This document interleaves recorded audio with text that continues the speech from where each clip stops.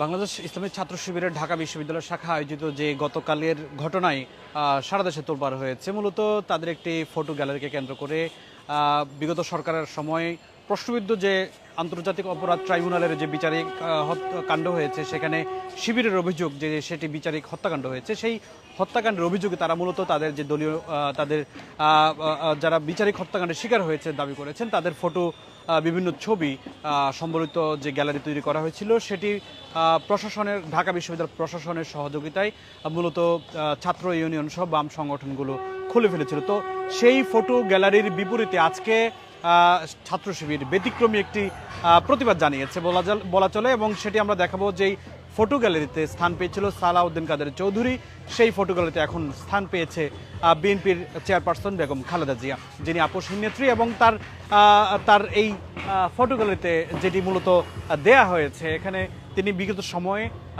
নিজামী মুজাহিদ, দেলোয়ার হোসেন সাইদি, কামরুজ্জামান কাদের মোল্লা, এদের যে বিভিন্ন সময় বিচার কার্যক্রম চলমান ছিল, সেটি নিয়ে তিনি যে বাণী দিয়েছেন, সেই বাণীতে লেখা আছে নিজামী মুজাহিদ, দেলোয়ার হোসেন সাইদি, কামরুজ্জামান কাদের মোল্লা, এদের সবাইকে তারা মিথ্যে মামলা দিয়ে গ্রেফতার করে রেখে দিয়েছে।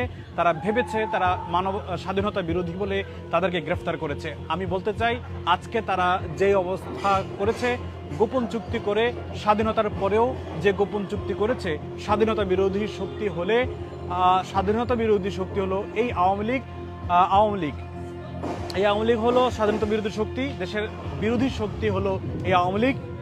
তাই তাদেরকে আগে ব্যবস্থা করতে হবে, তবেই দেশ নিরাপদ হবে, স্বাধীন হবে। এটি তিনি বলেছিলেন 2011 সালের 20 অক্টোবর।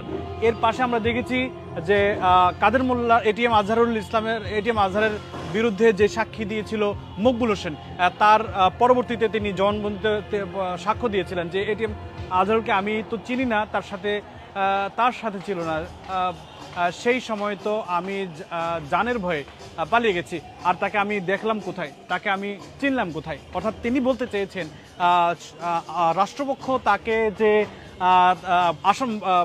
রাষ্ট্রপক্ষ তাকে যে সাক্ষী করা হয়েছিল তৎকালীন আওয়ামী শাসনামল সময়, সেই সাক্ষী মকবুল হোসেন ছিলেন মূলত এটিএম আজহারের বিপক্ষে একজন সাক্ষী। পরবর্তীতে জানা গেল তাকে আসলে জোরপূর্বক তাকে সাক্ষী বানানো হয়েছে। এর পাশে আমরা দেখেছি যে আমার দেশ পত্রিকায় 2011 সালে যখন এই স্কাইপ কেলেঙ্কারির ঘটনাটি প্রকাশ করেছিল, তখন আন্তর্জাতিক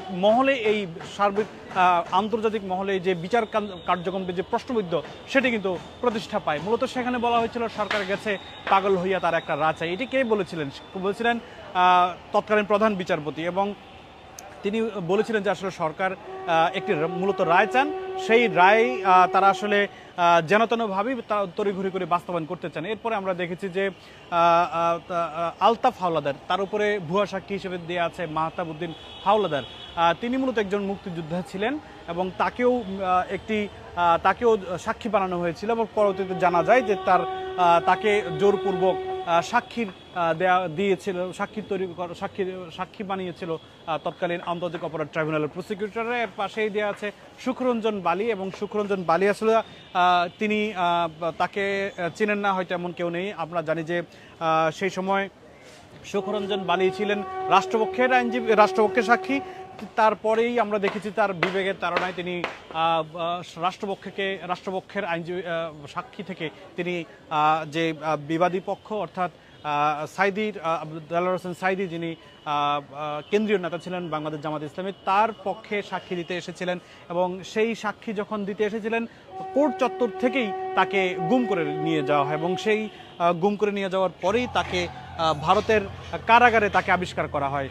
এই ঘটনায় মূলত সার্বিক যে আন্তর্জাতিক অপরাধ ট্রাইব্যুনালের যে বিচার কার্যক্রম, সেই বিচার কার্যক্রমটি একেবারেই প্রশ্নবিদ্ধ হয়েছিল, যার কারণে মূলত শিবির দাবি করেছে যে আন্তর্জাতিক অপরাধ ট্রাইব্যুনালের যে বিচারিক কার্যক্রম গত 2010 সালের পর থেকে যে গঠিত হয়েছিল, সেই গঠিত হওয়ার পর থেকে বিচারিক কার্যক্রমটি একটি প্রশ্নবিদ্ধ বিচারিক কার্যক্রম, যার কারণে শিবির দাবি করেছে যে দেলোয়ার হোসেন সাঈদী, মতিউর রহমান নিজামী, গোলাম আজম সহ এবং বিএনপির সালাউদ্দিন কাদের চৌধুরী সহ যাদেরকে আসলে আন্তর্জাতিক অপরাধ ট্রাইব্যুনালে দণ্ডিত করা হয় তারা মূলত বিচারিক হত্যাকাণ্ডের শিকার হয়েছেন। এই কারণে এই বিচারিক হত্যাকাণ্ডের ফটো গ্যালারিতে তাদের ছবি তুলে ধরা হয় এবং এটিকে প্রতিবাদ জানিয়েছে বাংলাদেশ জাতীয়তাবাদী ছাত্রদল, এর পাশাপাশি বাকছাস অর্থাৎ বাংলাদেশ গণতান্ত্রিক ছাত্র সংসদ সহ বামপন্থী বেশ কয়েকটি ছাত্র ইউনিয়ন সহ কয়েকটি ছাত্র সংগঠন। তারা গতকাল বিকেলে এখানে এসে মূলত হট্টগোল শুরু করেন। এরপরে প্রশাসনের প্রক্টোরিয়াল বডি তারা এখানে এসে উপস্থিত হন। পরবর্তীতে ঘটনা দুপক্ষের মধ্যে কথা কাটাকাটি হয় এবং এক প্রকার উত্তেজনা তৈরি হয়েছিল গতকাল সন্ধ্যায় আমরা দেখেছি। এরপরে মূলত শিবির তাদের এই ফটো গ্যালারি থেকে দেলোয়ার হোসেন সাঈদী, নিজামী, কাদের মোল্লা এবং কামারুজ্জামান সহ